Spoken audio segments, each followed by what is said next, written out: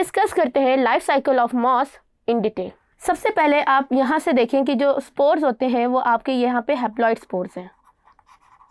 ये haploid spores जब किसी भी सॉइल पे गिरेंगे तो ये एक एल्गी लाइक स्ट्रक्चर क्रिएट करेंगे जिसको हम प्रोटोनीमा कहते हैं।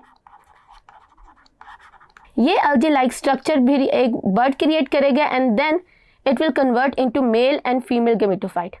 हेयर यू शुड रिमेंबर कि समटाइम्स जो ये दोनों गेमेटोफाइट होते हैं सेम प्लांट पे भी प्रेजेंट होते हैं जिसको हम कहते हैं मोनोइशियस, एंड समटाइम्स वो डिफरेंट प्लांट्स पे भी प्रोड्यूस होते हैं। अब यहाँ पे आपके जो मेल एंड फीमेल गेमेटोफाइट है ये आपका जो है वो स्ट्रक्चर क्रिएट करेंगे। इनके ऊपर जो है वो एंथ्रीडियोफोर, अगर मेल है तो इनके ऊपर एक रिप्रोडक्टिव ऑर्गन इस तरह का क्रिएट होगा और उसके स्टॉक के ऊपर जो है वो mail and female sex organs जो है वो प्रोड्यूस होंगे। अब जो फीमेल होता है उसको हम आर्चिगोनियम कहते हैं और उसके अंदर एक सिंगल एग प्रोड्यूस होता है जो कि होता है नॉन मोटाइल। नॉन मोटाइल का मतलब ये है कि एग अपनी जगह पे मौजूद रहेगा और अपनी जगह से मूव नहीं करेगा। ये साइज में थोड़ा बड़ा होता है और ये इसके अंदर जो आर्चिगोनियम के स्ट्रक्चर के अंदर एम्बेडेड होता है। एंड देन उसके गिर्द, आर्चिगोनियम के स्ट्रक्चर के गिर्द एक हेयर लाइक स्ट्रक्चर्स होते हैं जिनको हम स्टीराइल हेयर कहते हैं और ये इसका नाम होता है पैराफाइसिस। पैराफाइसिस एग को प्रोटेक्ट करते हैं फ्रॉम ड्राइंग आउट, क्योंकि आपके जो मॉसेस होते हैं वो पानी के पास मॉइस्ट इन्वायरमेंट पे रहते हैं और यहाँ पे क्योंकि प्रोटेक्शन का प्रॉपर सिस्टम नहीं होता, दैट्स वाई आपके जैसे ही male and female gametophyte dry होंगे तो वो सर्वाइव नहीं कर सकते। तो इस ड्राइंग को प्रोटेक्शन देने के लिए हमारे पास पैराफाइसिस जैसे स्टीराइल हेयर होते हैं जो कि एग्स या मेल ऑर्गन को प्रोटेक्ट करते हैं। फिर इसमें जो मेल गेमेटोफाइट है उसको हम एंथ्रीडियम कहते हैं। एंथ्रीडियम को भी अगेन प्रोटेक्ट कर रहा है आपके स्टीराइल हेयर्स जिसको हम पैराफाइसिस कहते हैं, और वो जो आपका स्पर्म प्रोड्यूस करेगा इसको हम कहते हैं बायफ्लैजिलेटेड। बायफ्लैजिलेटेड का मतलब यह है कि इस स्पर्म के ऊपर जो है वो 2 हेयर प्रेजेंट है और ये एक ट्विस्टेड मून लाइक का स्ट्रक्चर होता है।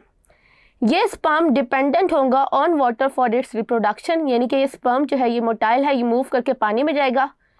पानी जो स्पर्म को कैरी कर रही होगी वो स्प्लैश करेगी आर्चिगोनिया के टॉप पे और वहाँ से ये मूव करेगा इनसाइड द एग। ये दोनों फ्यूज होंगे और फर्टिलाइजेशन का प्रोसेस होगा। जैसे ही फर्टिलाइजेशन होगी तो it will create a zygote. Zygote will be 2 and it means कि जाइगोट डिप्लॉयड होगा और zygote is the first cell of the sporophytic generation.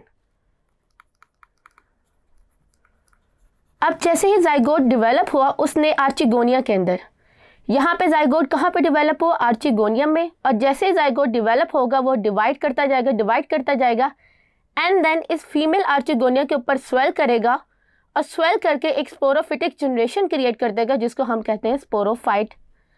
अब ये जो स्पोरोफिटिक जनरेशन है इसको हम 3 डिस्टिंग्विश रीजन्स में डिवाइड करते हैं। पहला रीजन होता है फुट। ये फुट जो होता है ये आर्चिगोनिया के अंदर इस तरह से एम्बेडेड होगा। फॉर एग्जाम्पल अगर ये आर्चिगोनिया है और यहाँ पे एग है, ये एग रिप्रोड्यूस होकर मल्टीप्लाई होकर ये ग्रो करेगा और ये स्पोरोफिटिक जनरेशन करेगा।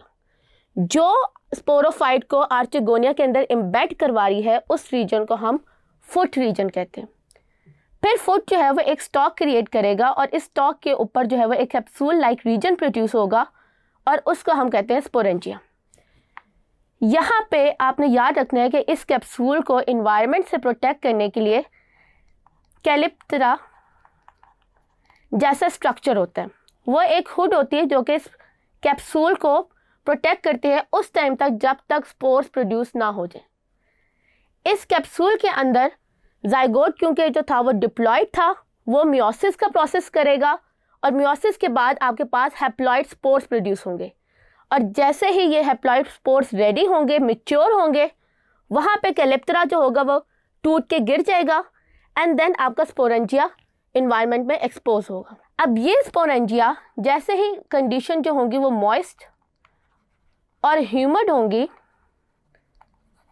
वहाँ पे जो है ये स्पोरेंजिया का कैप जो है ये खुल जाएगा और सारे स्पोर्स जो है वो इन्वायरमेंट पे रिलीज होंगे और ये सॉइल पे गिरेंगे। अब यहाँ पे जो है वो हर सॉइल के ऊपर ये ग्रो नहीं करते। जिस सॉइल पे अगर वो गिरेंगे वहाँ पे ड्राई रीजन होगा, वहाँ पे कोई पानी नहीं होगा, तो ये स्पोर्स जो हैं ये ख़त्म हो जाएंगे।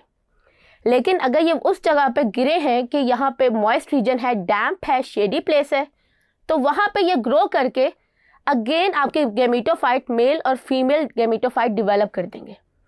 मेल एंड फीमेल गेमेटोफाइट की डेवलपमेंट हर स्पोर के अंदर होती है, यानी हर spore upon certain conditions male gametophyte और फीमेल गेमेटोफाइट दोनों क्रिएट करते हैं।